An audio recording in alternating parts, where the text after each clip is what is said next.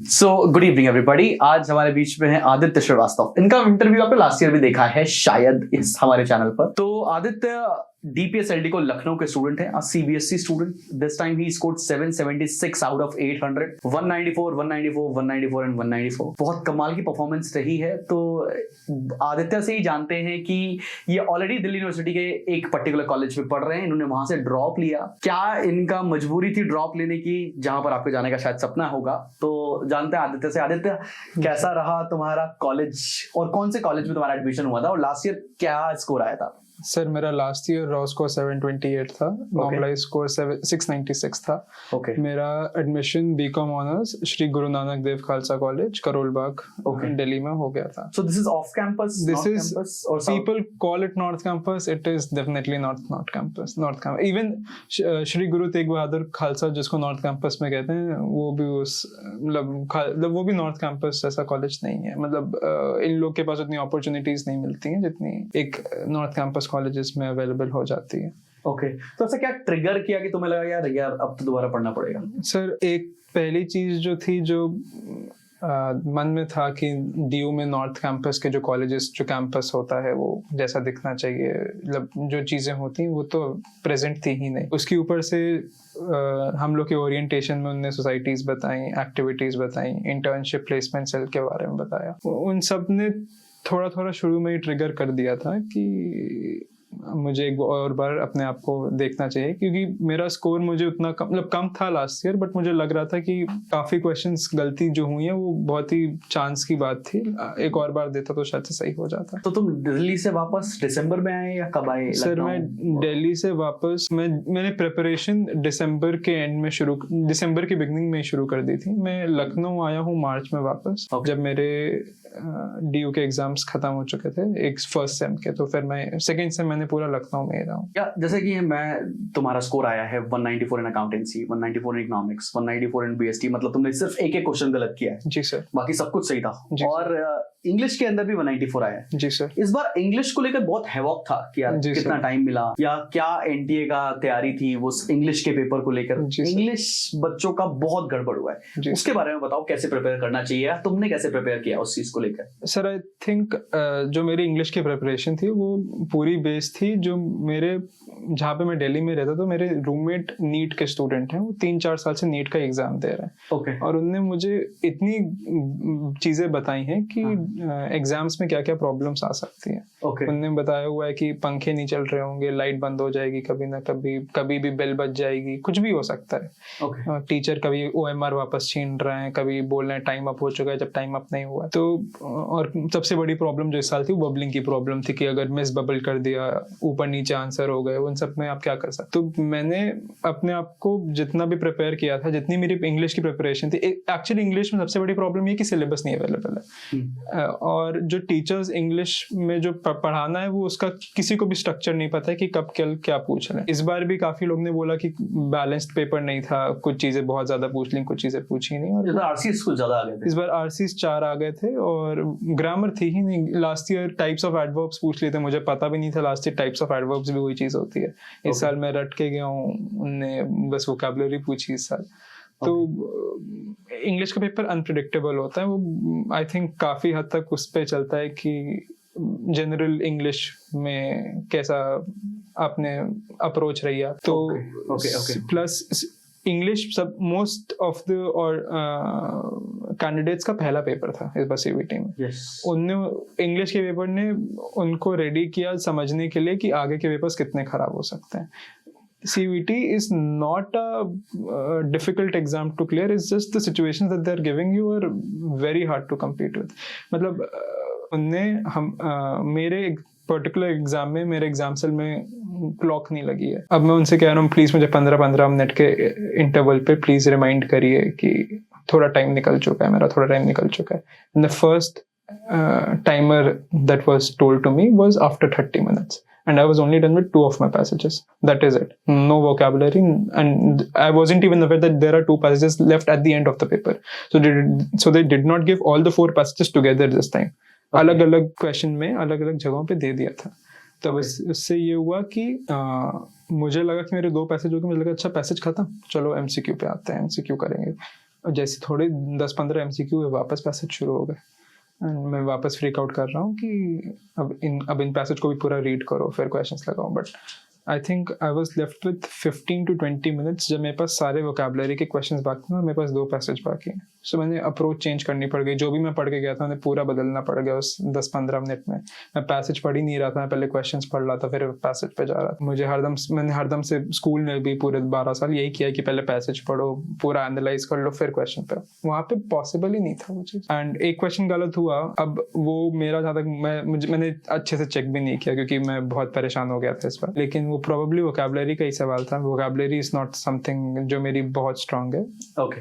तो मैं ग्रामर काफी अच्छे करके गया था. मैं ग्रामर से क्वेश्चंस एक्सपेक्ट कर रहा था, उन्होंने दिए. अच्छा, जैसे आपसे स्कोर आया 776 जी तो सर. बहुत लाइकली चांसेस है कि तुमको एसआरसीसी मिल जाएगा. जी सर. क्योंकि तुम्हारे पास एक और अच्छी चीज है, उसको हम लोग ईसीए बोलते हैं. जी सर.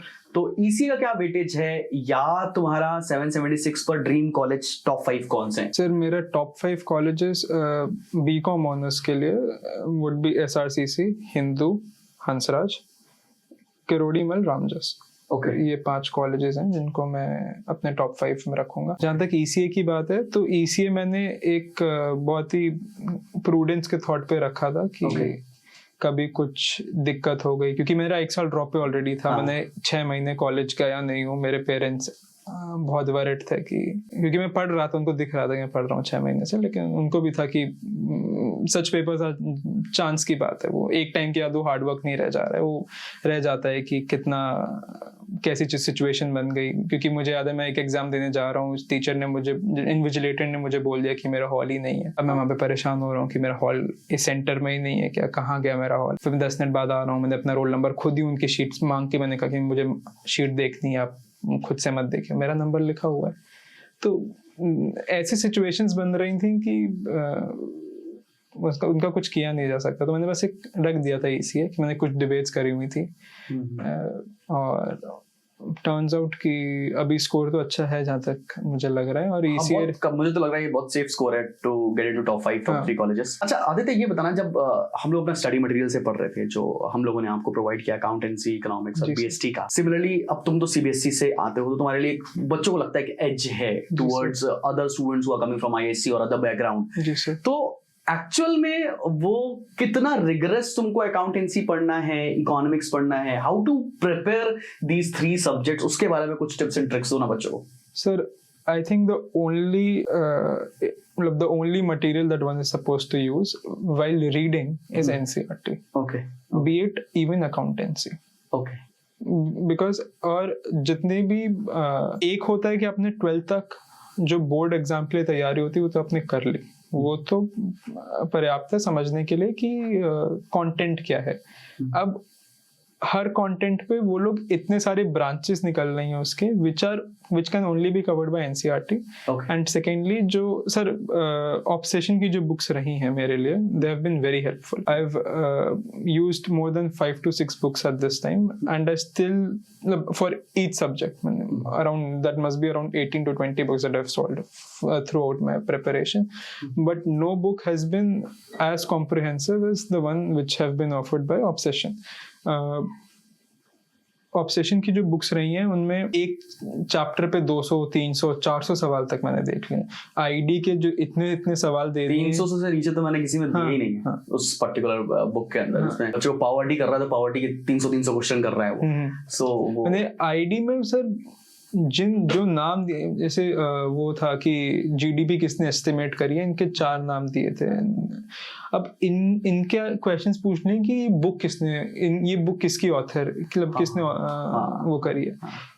क्लास 11th का topic economics. The thing is कि as much as one might think कि प्रिपरेशन के टाइम नहीं आ सकता, you never know कि कल क्या पूछ लें ये लोग. इन लोग का कोई जेन्युइनली कोई भरोसा नहीं है. आई रिमेम्बर वन क्वेश्चन कि उनमें माइक्रो इकोनॉमिक्स के फादर मैक्रो इकोनॉमिक्स के और एडम स्मिथ 2-3 ऐसे हिक्स और ऐसे 4-5 दे दिए. दे आस्क इनका क्रोनोलॉजी बताओ. एंड नाउ अब मेरे मन में वहाँ पे समझ नहीं आ रहा कि मैं करूँ क्या. फिर मेरे मन में चल रहा है कि अच्छा मैंने एडम स्मिथ की फोटो कभी पेंटिंग में ही देखे, कभी इनकी फोटोग्राफ नहीं देखी, तो ये बहुत ही पुराने आदमी होंगे। मैं ऐसे सोचने पे आ जा रहा था। तो वहां पे कुछ भी पूछ सकते हैं लोग, बिकॉज द थिंग बहुत ही सब ओपन कॉन्टेक्स्ट पे है कि अब उन्होंने पॉवर्टी लिख दिया अपने सिलेबस में। No, what is poverty, to what extent can they ask poverty, one does not know. सब लोग कहेंगे कि एक एलिमेंट्री लेवल तक ही आएगा, बट मतलब हम लोग जब प्रिपरेशन करते हैं, जब हम स्टडी मटेरियल बनाते हैं ईयर आफ्टर ईयर की कैसा करिकुलम आ रहा है, तो मतलब मैं जब इस बार करिकुलम बना रहा हूँ 2025 के लिए, जो बुक्स को रिवाइज करने के लिए जब मटेरियल ऐड ऑन कर रहे हैं, तो मेरे को ये एक्सटेंड नहीं समझ में आ रहा है कि डिमांड फंक्शन अगर दे रखा है तो क्या इसमें डेरिवेशन लगाकर क्रॉस इलास्टिसिटी निकलवानी है कि नहीं निकलवानी है, या बच्चों को कितना पढ़ना है। बिकॉज स्कूल लेवल पर ना ये सिलेबस में है, बस इतना ही आएगा, या ये हटा दो, ये सिलेबस में नहीं है, या 11th क्लास का जो सिलेबस आईएससी वाले बच्चे पढ़ते हैं, तुमको सारे इकोनॉमिक्स का ये चैप्टर नंबर 1 में ही दे रखा डेफिनेशन ऑफ इकोनॉमिक्स, जिसमें मार्शल के बारे में बताया, पिगॉफ के बारे में बताया, सबके बारे में बताया, एंड हिक्स और सारे इकोनॉमिक्स को लेकर क्रोनोलॉजी भी पहले ही पेज पर बता रखी है कि यार ये देखो ये है क्रोनोलॉजी, ये फादर थे और ये एकदम लेटेस्ट वाले लोग हैं। तो बच्चा 11th तो रेस्ट ईयर लेकर चलता है कि और जब वो सीयूटी का प्रिपेयर करेगा तो कभी 11th खोल के देता नहीं कि यार ये हमको देखना भी है टॉपिक, यार नहीं है। तो यार I am really really happy for you Aditya, जो तुमने इतना बड़ा मूव लिया। अच्छा, ऐसा कोई बच्चा जिसका मन मुताबिक कॉलेज नहीं मिला, ठीक है, क्या वो कॉलेज के साथ उसको प्रिपेयर करना चाहिए for next year? Because market में एक ऐसा अजम्पशन है कि सीयूटी का ड्रॉप क्यों लेना, ड्रॉप नहीं लेना। तो क्या अगर उसको मन मुताबिक कॉलेज एसआरसीसी या टॉप 5 नहीं मिला है, तो क्या वो इवनिंग के समय में एक्स्ट्रा टाइम पर उसको प्रिपरेशन करना चाहिए पार्शियल ड्रॉप लेकर? Sir, it's besides personal desire to be at a better college, if you are able to convince yourself कि the college that I'm in is not as much worth as the one I wish to be in, I think everything works out in the very way कि अगर आपको लग रहा है कि आप उस कॉलेज में खुश नहीं हो और एक दूसरे कॉलेज में खुश होगे, आप क्यों नहीं निकाल पाएंगे? मतलब आपको लगना ही पड़ेगा। और एक बार जब आप उस प्रिपरेशन में लग जाते हैं, I thoroughly started to enjoy myself. This is the time right now where I do not enjoy myself. I'm very idle. I do not have anything to do. But while I was preparing the whole of April, the whole of March, I had nothing to do but सुबह से एक तरफ एक laptop, एक तरफ एक copy खोल के I've given.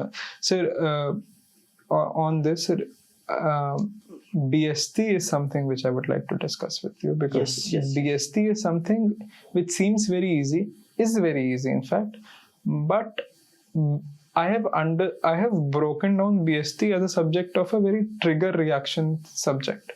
As in, there will always be a statement that is a trigger, and one has to remember कि इसका final statement क्या है, because from the first chapter, that is principles, second chapter I believe, से directing जैसे chapter को लेके controlling में NCERTs में बहुत सारे procedures लिखे हैं controlling के क्या हो सकते हैं, जबकि ISC की कोई किताब जो references में होती हैं या CBSE के जो बच्चे यूज करते हैं, उनमें संदीप गर्ग से मैं यूज कर रहा था, उनमें कहीं भी कंप्यूटर मॉडलिंग जैसा नाम ही नहीं है कहीं, या एक कोई और मुझे याद भी नहीं आते इस टाइम पे, but there were a lot of methods जो कभी मेंशन्ड ही नहीं है। So I used to create flash cards for myself. मैं बस कम से कम 600-700 में से एक कार्ड पे मैं लिखता था कि ये चीज है और उल्टी देखो तो आंसर लिखा है, because that was the only effective way I found for myself. I found 3 different definitions to effectiveness and efficiency in 3 separate books. So it was very confusing for me to कि मैं कौन सी book को मैं यहाँ पे भी आया था, अब क्लासेस में भी आना शुरू किया, मैंने सर से भी पूछा था कि सर क्या होगा इनका, तो even he explained कि BST में तो यही चलता है कि काफी क्वेश्चन ड्रॉप होने लग जाते हैं इसी चक्कर में, because there is no one final source to an answer to a question. तो BST में आई बिलीव जितने भी वो कर ले जाएं, कि मुझे याद है कि एक क्वेश्चन था कि through which technique of management is remuneration, not remuneration, but how is a person salaried, ऐसा कोई question था, through which study, and the answer was time analysis. And this would never occur to one's mind कि time analysis से पैसा, आज तक मुझे समझ नहीं आया कि क्यों हो रहा है, but that is one thing जो which has stuck in my hand, which probably will, because I wasn't too sure कि question paper कैसा आएगा, but इसके पीछे एक मैं रीजन ये बताता हूँ, चाहे वो CBSE हो चाहे SC, the syllabus syllabus which they ask in the board examination is very limited. यार जैसे कि प्लानिंग है, फीचर सिलेबस में नहीं है, इंपॉर्टेंट सिलेबस में है, स्टेप सिलेबस में है, कुछ और सिलेबस में नहीं है, टाइप्स ऑफ प्लान सिलेबस में। अब टाइप्स ऑफ प्लान तो इतना मुश्किल टॉपिक है जी सर, ठीक है ना, उसमें मेथड क्या है, प्रोसीजर क्या है, प्रोग्राम क्या है, हाउ इज इट डिफरेंट, तो उसके ऊपर केस स्टडी आएगा या क्वेश्चन आएगा, उसमें दिक्कत तो आएगी।